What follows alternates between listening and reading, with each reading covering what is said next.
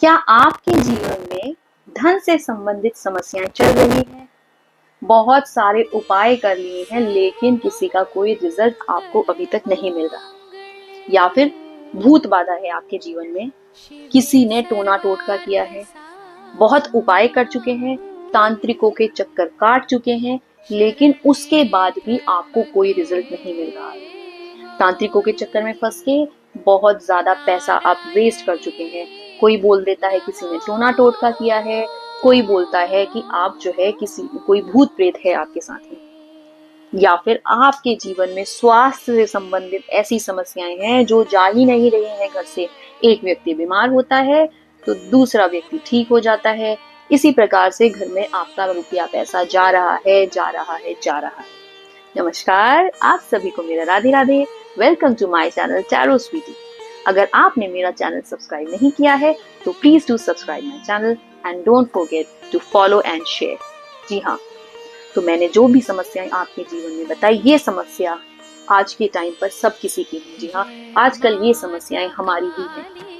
समाज में इस प्रकार की समस्याएं बहुत ही ज्यादा हैं। लोग फंस चुके हैं, कई बार तांत्रिकों के चक्कर में फंस जाते हैं, भूत बाधा के चक्कर में फंस जाते हैं, नहीं समझ में आता है, जिसने जो बताया वही उपाय करने लग जाते हैं।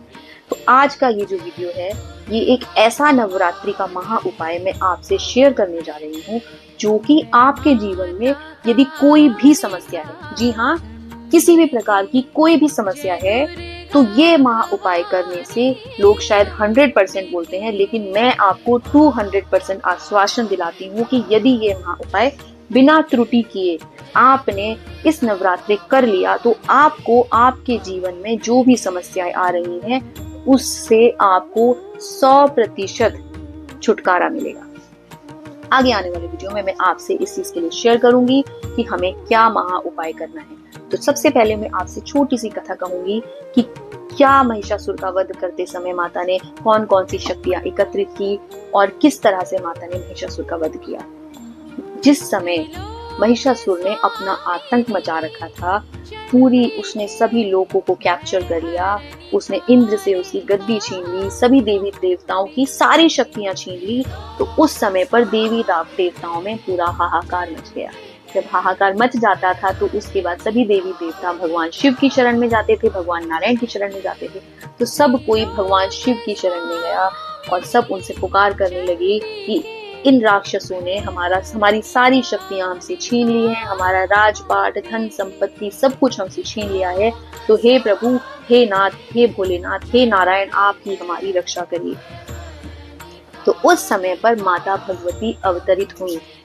उस समय पर माता अवतरित हुई और माता ने उनसे युद्ध किया। चंद्रघंटा माता जिस समय पर अवतरित हुई तो उस समय पर चंद्रघंटा माता को भगवान शिव ने अपना त्रिशूल दिया, भगवान विष्णु ने अपना उनको चक्र दिया, और जो इंद्र थे, भगवान इंद्र ने उन्होंने उनको अपना जो ऐरावत हाथी था उसकी शक्तियां दी, उसके साथ ही साथ उन्हें घंटा भी दिया। इसी प्रकार सारे देवी देवताओं ने उनको बहुत सी शक्तियां प्रदान की। तब जाके उन शक्तियों से माता ने सारे राक्षसों का वध किया और पूरे देवलोक को राक्षसों के, असुरों के, जो भी उन्होंने हाहाकार मचा रखा था, उससे उनको छुटकारा दिलाया। तो इससे हमें यह शिक्षा मिलती है कि जब माता को भी इतनी सारी शक्तियां एकत्रित करनी पड़ी और सारे भगवान ने मिलकर उनको शक्तियां प्रदान की, तो हमारे जीवन में जो भी समस्याएं हैं, यदि हम चाहते हैं कि हम उनका सॉल्यूशन कर सकें खुद से, तो हमें भी थोड़ी सी मेहनत करनी पड़ेगी। क्योंकि ये जो महा उपाय मैं आपसे बताऊंगी, इसमें आपको लगेगा कि थोड़ा सा लंबा महा उपाय है, लेकिन अगर आप ये महा उपाय करते हैं तो आप डेफिनेटली देखेंगे कि आपके जीवन में इस महा उपाय को करने से बहुत ही ज्यादा प्रभाव पड़ेगा। तो अब मैं आपसे महा उपाय शेयर करने जा रही हूँ। तो हमें क्या करना है, हमें जिस दिन भी नवरात्रि का आखिरी दिन होगा, उस दिन हमें सफेद रंग के तिल लेने हैं। सफेद रंग के तिल में हमें शुद्ध जो शहद होता है, शुद्ध शहद हम मिक्स करेंगे। शुद्ध शहद मिक्स करने के बाद हमें 30,000, जी हाँ, 30,000 आहूतियां देनी है इस तिल से।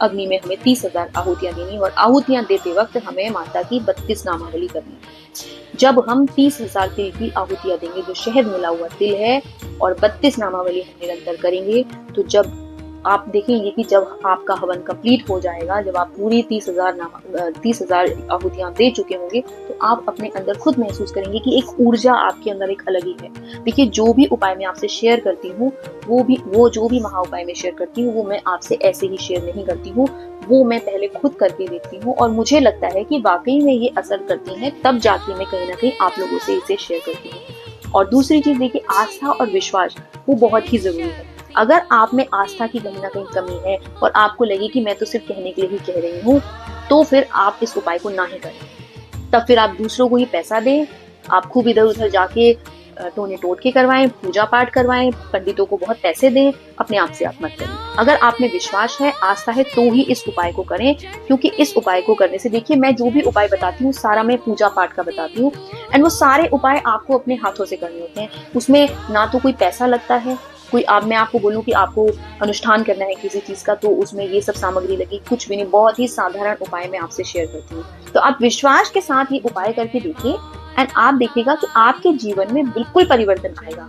हो सकता है थोड़ा विलंब भले ही हो जाए, थोड़ा सा समय लग जाए, क्योंकि कभी कभी हमारा प्रारब्ध बहुत ही पक्का होता है, जिसकी वजह से हमारे को सॉल्यूशंस नहीं मिलते। लेकिन जब हम ये उपाय करेंगे और हमारा विश्वास होगा माता में, तो हम देखेंगे कि इस उपाय से हमें 100% जो है, हमें 100% रिजल्ट मिलेगा। जी हाँ, तो आप ये महा उपाय बिल्कुल करके देखिए, एंड आप प्लीज मुझे जरूर बताइएगा इस महा उपाय को अगर आप करते हैं, कि आपके जीवन में इस महा उपाय को करने से क्या परिवर्तन आया। मैं आपके कमेंट्स का बिल्कुल वेट करूंगी। जी हाँ, ताकि मैं भी जानूं कि जो उपाय मैं भी कर चुकी हूँ, तो क्या वो जिन व्यूअर्स को मैं ये शेयर कर रही हूँ, उनके जीवन में भी इसका प्रभाव आ रहा है कि नहीं आ रहा है।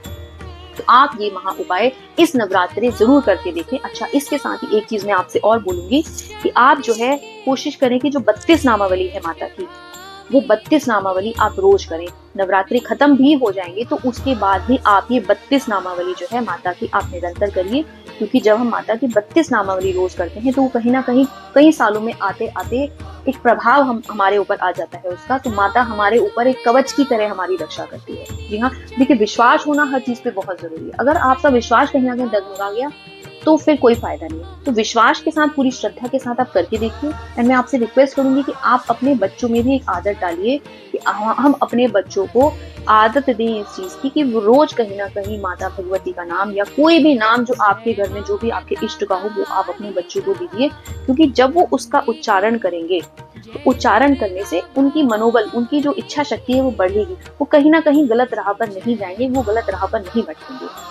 तो जैसे आजकल बच्चे आप जनरली देखेंगे कि तो इंस्टाग्राम में, यूट्यूब में हमेशा रील स्क्रॉल करते रहते, तो बच्चों को 5 मिनट्स आप जरूर अपने बिठाइए, एंड बच्चों से बैठ के बात करिए, उनको पूजा घर में बैठाइए, उनको समझाइए कि माता के या भगवान के नाम में अपार शक्ति। जब बचपन से बच्चों को आदत पड़ेगी, तो बच्चों के नॉर्मल डेली रूटीन में ही भगवान का नाम लेने की आदत हो जाएगी। बच्चे बहुत मॉडर्न हो गए हैं, उन्हें लगता है कि भगवान का नाम लेने से उन्हें शर्म आती है। तो प्लीज आप बच्चों को थोड़ा सा इस चीज की भी आदत डालिए कि बच्चे थोड़ा पूजा पाठ, अपने शास्त्रों को समझें कि हमारे शास्त्रों में क्या क्या चीजें हैं, वो कैसे हमें जो है अपने जीवन में उतारनी चाहिए, जिससे कि हमारी इच्छा शक्ति बढ़ती है, कहीं ना कहीं हम चीजों को मैनिफेस्ट करने में हमें हेल्प करती है। जी हाँ, तो चलिए इसी के साथ में आपसे एक और उपाय शेयर करूंगी, जिसके भी जीवन में धन से संबंधित बहुत ज्यादा समस्याएं चल रही हैं। उनको क्या करना है, उनको 5 पीली कौड़ी लेनी है। जी हाँ, 5 पीली कौड़ी लेनी है। मार्केट में एक सफेद कौड़ी आती है, एक पीली कौड़ी आती है, पर हमें पीली कौड़ी लेनी है। पीली कौड़ी और हार श्रृंगार का जो पौधा आता है, उसकी हम जड़ लेकर के आएंगे। हार श्रृंगार बहुत इजीली अवेलेबल प्लांट है, वो आपको इजीली कहीं मिल जाएगा, तो आप उसकी थोड़ी सी जड़ जरूर लें। जड़ जब हम उसकी निकालेंगे, तो हमें पहले जड़ से आज्ञा लेनी है, हमें उस पौधे से आज्ञा लेनी है, उससे प्रार्थना करनी है कि हम आपसे थोड़ी सी जड़ लेना चाहते हैं। प्रार्थना करके, इष्ट का नाम लेके, तब जाके आप पौधे की जड़ निकालें। उसके बाद हमें रोली, मोली, अगरबत्ती, धूप, कपूर, ये सब दिखाते हुए जो हमने पीले 5 कौड़ी ली है और हार श्रृंगार की जो जड़ ली है, उसके ऊपर हम टीका करेंगे, उसकी हम पूजा करेंगे, एक कटोरी में रखकर माता के आगे रखेंगे, और हम माता से प्रार्थना करेंगे कि हे माँ, मेरे जीवन में फाइनेंशियल ब्लॉक्स बहुत ज्यादा है, धन से संबंधित बहुत समस्याएं आ रही हैं, जिसकी वजह से लाइफ में बहुत ज्यादा हमें आर्थिक जो हमारी परिस्थिति है वो ठीक नहीं है, काफी कुछ चीजों का सामना करना पड़ रहा है। तो माता से अपनी इच्छा कहें, प्रार्थना करें, और वो कटोरी माता के चरणों में जब हम दे देंगे, उसके बाद हम उसे रख के रखेंगे 2 घंटा पूजा में। और हमने एक लाल रंग का कपड़ा लेना है, लाल रंग के कपड़े में वो 5 श्रृंगार की जड़ और 5 पीली कौड़ी जो हमने बोली थी वो हमने उस कपड़े में हमने लपेट लेनी है, बांध लेनी है हमें। और उसे हम प्रार्थना करके माता के आगे अपनी इच्छा रख के उसे हम अपनी तिजोरी में, जहाँ भी आप अपना कैश रखते हैं वहां आप उसको, उस पोटली को रख दीजिए, उसको रख के रखिए। फिर अगली बार जब नवरात्रि आएगा फिर उसको आप चेंज कर सकते हैं। तो कहीं ना कहीं अगर फाइनेंशियल ब्लॉक चल रहा है तो उसके लिए आप ये एक छोटी सी रेमेडी और कर सकते हैं। इसके अलावा यदि आपके जीवन में ऋण बहुत ज्यादा है, बहुत ज्यादा डेट्स हैं, कर्जे में डूब गए हैं, नहीं समझ में आ रहा है कि पैसा कहाँ अटक गया है, बहुत समय से किसी के पास आपका पैसा अटका हुआ है, वो पैसा नहीं दे रहा है, आपको टाल मटोल कर रहा है, तो उसके लिए भी मैं आपसे एक रेमेडी शेयर करूँ। उसके लिए हमें क्या करना है, हमें जो सफेद कौड़ी आती, अब हम लेंगे 5 सफेद कौड़ी। पीली कौड़ी हमने दूसरे उपाय में ली थी, अब हमने लेनी है सफेद कौड़ी। हमने सिंपल सफेद कौड़ी लेनी है, एक बर्तन में माता के आगे रखनी है और माता से हमने प्रार्थना करनी है उस व्यक्ति का नाम लेकर के, जिस भी व्यक्ति से हमें धन लेना है या हमारे को लग रहा है कि अगर हमारे पास ऋण बहुत ज्यादा है तो कितना ऋण है, आप अपनी समस्या माता को बोलेंगे। वो बोल करके आप माता के आगे रख देंगे। उसके बाद 1-1.5 घंटे 2 घंटे के बाद वो पौड़ियां हम वहां से उठाएंगे, उसे अगेन हम लाल कपड़ा लेंगे और लाल कपड़े में उसे बांधेंगे। बांध के उसे हम बहते हुए पानी में विसर्जित कर देंगे। जी हाँ, उसे हमें बहते हुए पानी में विसर्जित कर देंगे। यदि आपके घर के आसपास बहता हुआ पानी नहीं है, कोई नदी नहीं है, कोई सरोवर नहीं है, तो आप उसे फिर किसी पेड़ के नीचे गड्ढा करके भी उसे आप डाल सकते हैं। फिर उसके ऊपर आप मिट्टी डाल दीजिए। पहले कोशिश करिए कि बहते हुए पानी में ही आप उसे विसर्जित करें। तो जब हम उसे विसर्जित कर देंगे तो हमारा जो भी ऋण है वो कहीं ना कहीं वो अपने आप सूख जाएगा। कुछ सॉल्यूशंस आपकी लाइफ में अपने आप से ही आएंगे। जी हाँ, तो ये कुछ छोटे छोटे उपाय हैं और जो महा उपाय मैंने आपसे शेयर किया, अगर आपको लगता है कि यह महा उपाय आपके जीवन में एक अच्छी पॉजिटिविटी लेकर के आ रहा है और आपको इससे बिल्कुल ही फल मिल रहा है, तो मैं आपसे रिक्वेस्ट करती हूँ कि मेरी इस वीडियो को आगे आप शेयर करें ताकि सब कोई व्यक्ति इसका लाभ उठा सके। क्योंकि जो महा उपाय बताया है वो माता ने साक्षात भक्तों के दुखों के निवारण के लिए हमें दिया है और इस दुर्गा सप्तशती में भी वर्णित है। इसके अलावा ये देवी पुराण में भी कहीं ना कहीं इसका वर्णन किया हुआ है। तो आप प्लीज ये महा उपाय करिए। मैं आप सभी के लिए शुभकामनाएं मैं देती हूँ और माता से प्रार्थना करती हूँ कि आपके जीवन में जो भी समस्याएं हैं, जो भी संकट है, वो माता रानी आकर के सारे संकटों को दूर करे। आपके जीवन में खूब खुशहाली है। आई होप आप सभी को मेरा ये वीडियो पसंद आया हो। पसंद आ गया हो तो प्लीज मेरे चैनल को सब्सक्राइब करना ना भूलें और वीडियो को आगे शेयर करना ना भूलें। इसके साथ ही साथ आप मुझे कमेंट कर सकते हैं। कमेंट बॉक्स में आप मुझे बिल्कुल बताएं कि आपने ये महा उपाय किया तो इस उपाय को करने से आपके जीवन में क्या चेंजेस आए, क्या प्रभाव पड़ा। तो आज के लिए बस इतना ही। आई होप आप सभी को वीडियो पसंद आया होगा। जय श्री राम, राधे राधे, जय मां दुर्गे, राधे राधे।